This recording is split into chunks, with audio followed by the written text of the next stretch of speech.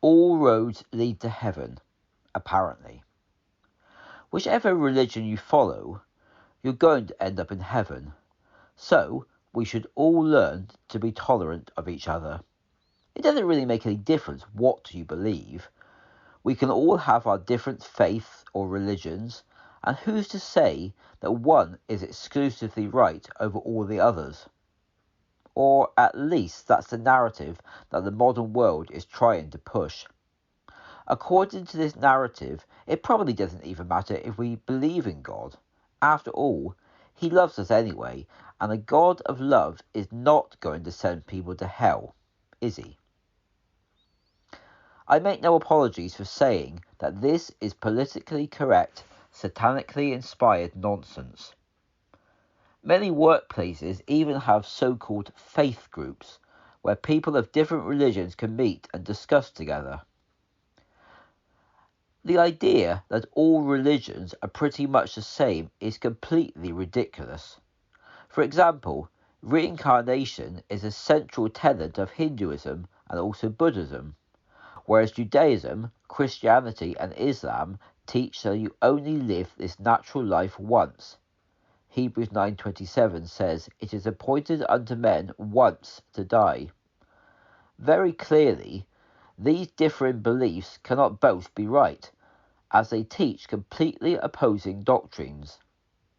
Hinduism also teaches that there are 330 million gods, whereas Judaism, Christianity and Islam teach that there is only one true God. You cannot have it both ways. Either it is true that there is only one God, or it is true that there are numerous gods.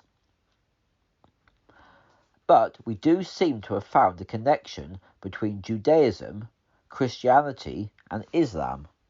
All three religions believe that you only live once, and all three believe that there is only one God.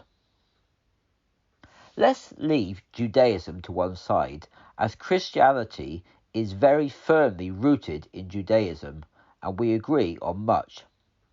Instead, let's examine whether Christianity and Islam can be seen as connected in any way. Back in 2015, Pope Francis certainly seemed to think so.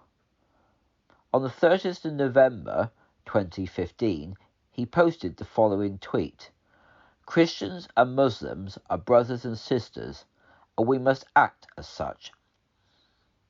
Now let me point out that Pope Francis met with various leading figures of what you could call the Protestant Church in an effort to promote Christian unity, which is exactly what Jesus prayed for in John 17:22, that they may be one even as we are one. I acknowledge that seeking unity in the Church is a good thing, and I admire Pope Francis's efforts in this area. But unity between religions is an entirely different matter. In the J.B. Phillips translation of Luke 6:29, Jesus said, "As for the man who hits you on one cheek, offer him the other as well. And if a man is taking away your coat, do not stop him from taking your shirt as well." Compare that to what Muhammad said in Quran 8:12, "I will cast terror into the hearts of those who disbelieve. Therefore strike off their heads and strike off every fingertip of them." Christians and Muslims are not brothers and sisters, as Pope Francis claimed. The two religions are total opposites. Other than the two beliefs we've mentioned about there being only one God and living once, Christianity and Islam have absolutely nothing in common. Jesus said in John 14:6, "I am the way, the truth, and the life. No man cometh unto the Father but by me." I can remember my religious education teacher at school, who was also an Anglican minister, saying that Jesus meant, "I am a way." No, he didn't. This is total and complete nonsense. In the Garden of Gethsemane, Jesus prayed, O my Father, if it be possible, let this cup pass from me. Nevertheless, not as I will, but as thou wilt. God didn't reply, well, son, there is another way. Several, in fact. But I want to give people options. Your death will be just one of many ways of getting to heaven. Do you really think that God would have sent Jesus to suffer and die, or that Jesus would have willingly come just to provide another option, just to provide another road to heaven? No, of course not. The idea is ludicrous. So we can dismiss the myth that all the religious roads lead to heaven. All religions do lead to the same place, though, with the exception of Christianity. Jesus put it like this in Matthew 7:13 from the Living Bible. The highway to hell is broad, and its gate is wide enough for all the multitudes who choose its easy way. The highway to hell is indeed broad, and you could say that it has many different lanes. Islam, Hinduism, Buddhism, atheism, humanism. Take your pick. It really doesn't make any difference. The devil is happy to give you options. Whatever you want to believe, he's happy to accommodate you. In the West, there are many people who view a belief in God as primitive nonsense, whereas in places like Africa, someone who doesn't even believe in God will be seen as extremely foolish. But the truth is that all the options are just different lanes on the same road, heading in the same direction. Christianity is certainly exclusive, but what about within Christianity? There seem to be many different views and options. Why can't we just be more tolerant and get along like Jesus wanted? There have recently been huge divisions in the Church of England regarding subjects such as same-sex marriage. The reason for this is because the leadership of the Church of England have placed a higher value on the opinions of man than on what God has actually said. Genesis 2:24 makes it clear that a marriage should be between one man and one woman.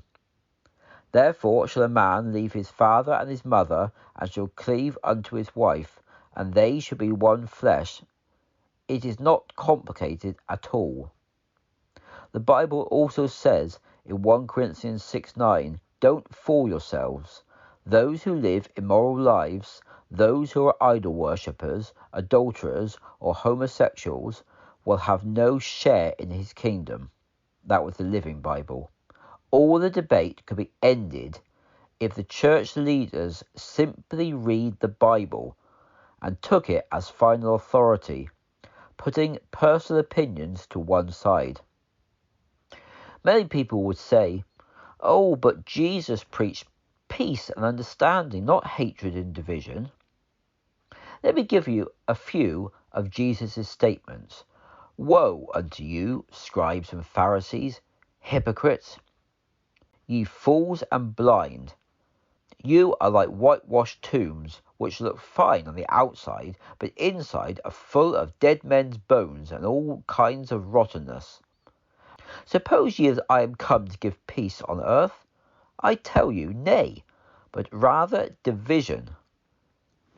Jesus was not tolerant. Jesus told the truth, that there is only one way to heaven, through his sacrifice on the cross. It is his example that we should be following. Unless we tell people that Jesus is the only way to heaven, they are going to hell. We may be labelled as intolerant for saying it, and frankly we probably will, but it's the truth.